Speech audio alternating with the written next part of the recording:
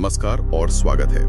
आज हम एक ऐसे मामले की गहराई में उतरने वाले हैं जो ताकत, पैसे और प्रभाव के सबसे अंधेरे कोनों को उजागर करता है। Epstein files.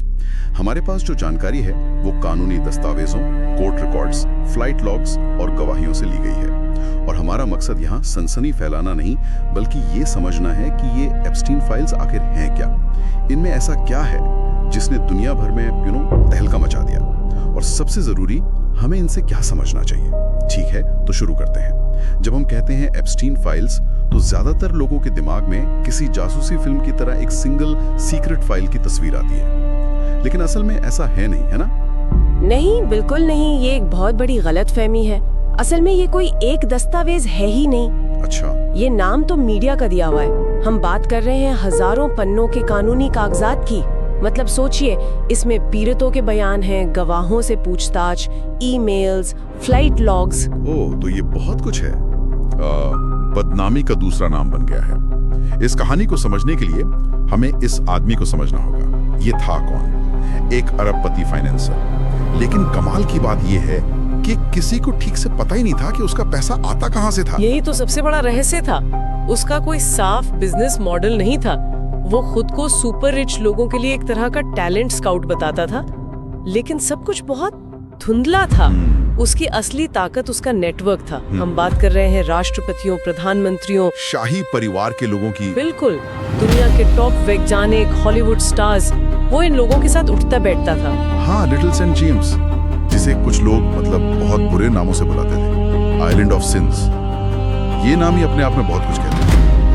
लेकिन इतने कनेक्शंस, इतनी दौलत के बावजूद वो कानून के शिकंजे में आया।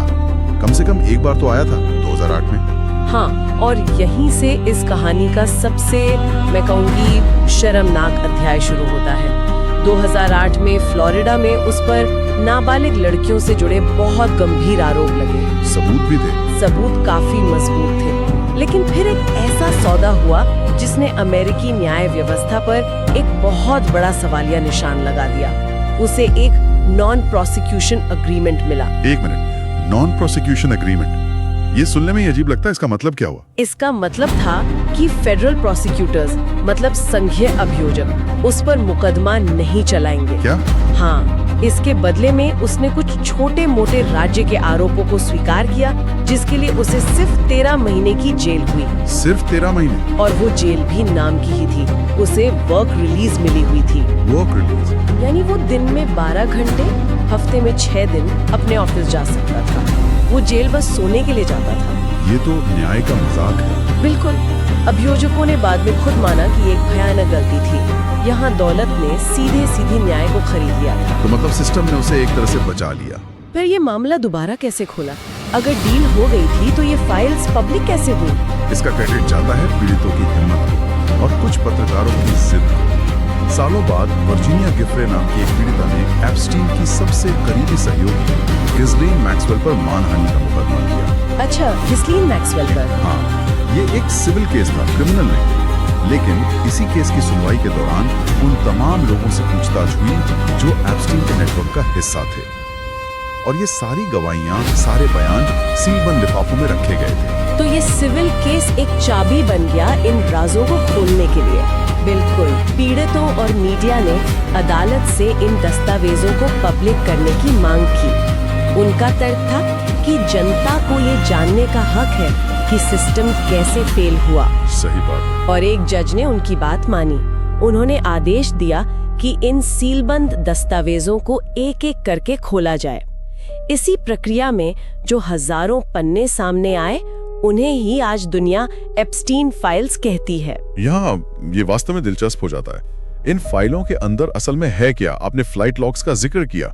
एप्स्टीन के प्राइवेट जेट को लॉलिता एक्सप्रेस का निकनेम दिया गया था, जो अपने आप में बहुत कुछ कहता है। हाँ, इन लॉग्स में क्या खास है?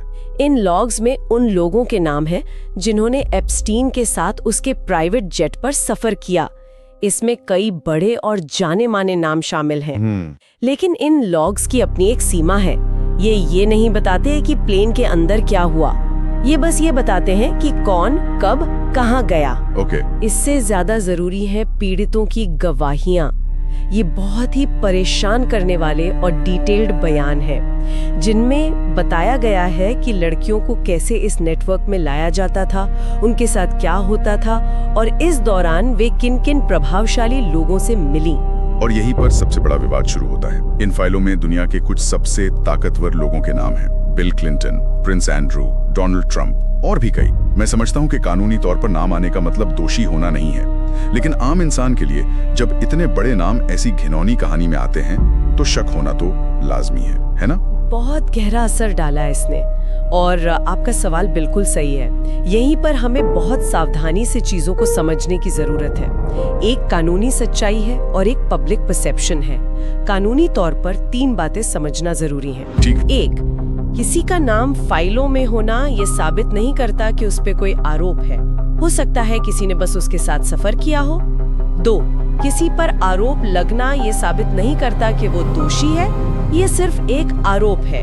और 3, क्रिमिनल रिस्पॉन्सिबिलिटी सिर्फ तब तय होती है जब कोई अदालत में दोषी साबित हो जाए। लेकिन पब्लिक की अदालत में ऐसा नहीं होता। बिल्कुल नहीं। जब प्रिंस एंड्रू जैसे व्यक्ति का नाम एक पीड़िता के बयान में सीधे तौर पर आता है, तो उनकी साख पर जो धब्बा लगता है उसे कोई अदालत नहीं मिटा सकती। उन्हें हटना भी पड़ा अपने। हाँ, उन्हें अपने शाही कर्तव्यों से हटना पड़ा। तो हाँ, इन फाइलों ने कई लोगों की जिंदगियों को हमेशा के लिए बदल दिया, भले ही उन पर कभी मुकदमा न चला हो। इतने सारे शक्तिशाली नाम, इतने सबूत, तो फिर इस आदमी को कभी असली सजा क्यों नहीं है? आखिर एप्स्टीन का हुआ क्या? 2019 में उसे न्यूयॉर्क में फिर से गिरफ्तार किया गया। इस बार आरोप बहुत गंभीर थे और लग रहा था कि अब वो नहीं बचेगा। उस पर सेक्स ट्रैफिकिंग का मुकदमा चलने वाला था, लेकिन मुकदमे के शुरू होने से पहले ही अगस्त 2019 में वो मैनहट्टन की एक हाई सिक्योरिटी जेल की कोठरी में मरा हुआ पाया गया। और आधिकारिक वजह बताई गई आत्महत्या। लेकिन यहाँ भी कहानी में एक बड़ा पेच है। गार्ड सो रहे थे, कैमरे खराब थे। ये सब सुनने में किसी फिल्म की स्क्रिप्ट जैसा लगता है। हाँ बिल्कुल। इसकी जांच हुई और आधिकारिक तौर पर इसे गंभीर लापरवाही माना गया। जेल के 2 गार्डों पर आरोप भी लगे, लेकिन बाद में उन्होंने एक डील कर ली और मामला रफा दफा हो गया। ओह। लेकिन जनता के लिए ये यकीन करना मुश्किल था, खासकर जब आप एप्स्टीन के नेटवर्क की पहुंच को देखते हैं तो संयोग शब्द बहुत छोटा लगने लगता है। उसे चुप करवाया गया, या उसने खुद अपनी जान ली, या उसे मारा गया? ये सवाल आज भी हवा में है और शायद हमेशा रहेगी। एप्स्टीन तो चला गया, लेकिन उसका नेटवर्क तो था। उसकी सबसे करीबी सहयोगी घिस्लेन मैक्सवेल, उसका क्या हुआ? एप्स्टीन की मौत के बाद सारा ध्यान घिस्लेन मैक्सवेल पर आ गया। वो महीनों तक छिपी रही, लेकिन आखिरकार उसे 2020 में गिरफ्तार कर लिया गया। 2021 में एक लंबी सुनवाई के बाद उसे नाबालिग लड़कियों की सेक्स ट्रैफिकिंग, एप्स्टीन के लिए लड़कियों की भर्ती करने और इस पूरे अपराध में साजिश रचने जैसे कई गंभीर मामलों में दोषी पाया गया। तो कम से कम किसी को तो सजा हुई। हाँ, उसे 20 साल जेल की सजा सुनाई गई। ये इस पूरे नेटवर्क से जुड़ी एकमात्र बड़ी सजा है। सिर्फ एक? हाँ, और यही वजह है कि लोग आज भी गुस्से में हैं। उन्हें लगता है कि मैक्सवेल तो बस एक मोहरा थी, असली खिलाड़ी तो कोई और थे। एप्स्टीन मर गया, कई राज अपने साथ ले गया, कई ताकतवर लोगों पर कभी कोई आरोप तक नहीं लगा, उनसे पूछताछ तक नहीं हुई। बिल्कुल। इसलिए पीड़ितों और आम जनता को लगता है कि न्याय अधूरा है। तो इस सब का क्या मतलब है? इतने साल बाद ही ये मामला आज क्यों इतना मायने रखता है? ये सिर्फ एक अमीर आदमी के अपराधों की कहानी तो नहीं रह गई है। नहीं, बिल्कुल नहीं। ये मामला बहुत बड़ा हो चुका है। इसने समाज के सबसे शक्तिशाली लोगों, मतलब एलीट क्लास की जवाबदेही के बारे में लोगों का नजरिया ही बदल दिया है। इसने लोगों को सिखाया है कि पैसे और पहुंच से क्या कुछ खरीदा जा सकता है, यहाँ तक कि न्याय भी।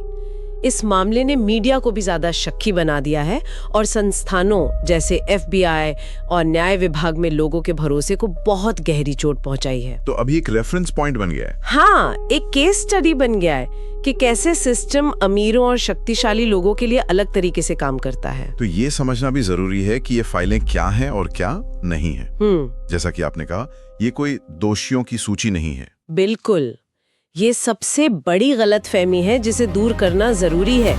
ये फाइलें इस बात का सबूत नहीं है कि सूची में शामिल हर कोई दोषी है। ये कोई एक लीक हुआ दस्तावेज भी नहीं है, और सबसे जरूरी बात, ये कोई सुलझा हुआ मामला भी नहीं है।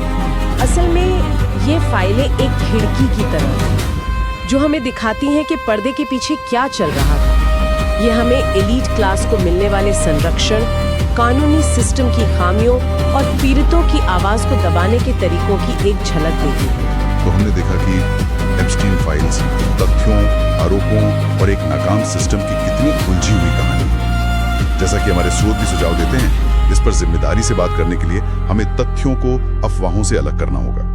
हमें किसी एक व्यक्ति के नाम पर सनसनी फैलाने के बजाय उस पूरे सिस्टम पर ध्यान देना होगा जिसने ये सब होने दिया। अंत में एक विचार जो सोचने पर मजबूर करता है। एप्स्टीन फाइल्स सिर्फ इस बारे में नहीं है कि एप्स्टीन को कौन जानता था या कौन उसके प्राइवेट जेट पर उड़ा था। ये इस बारे में है कि सत्ता कैसे ये तय करती है कि किसे अपने किए का अंजाम भुगतना पड़ेगा और किसे नहीं। ये श्रोताओं के लिए एक सवाल छोड़ता है, जब शक्ति और प्रभाव का खेल चल रहा हो तो सच्ची जवाबदेही आखिर दिखती कैसी है और क्या हमारा समाज उसे हासिल करने के लिए तैयार है।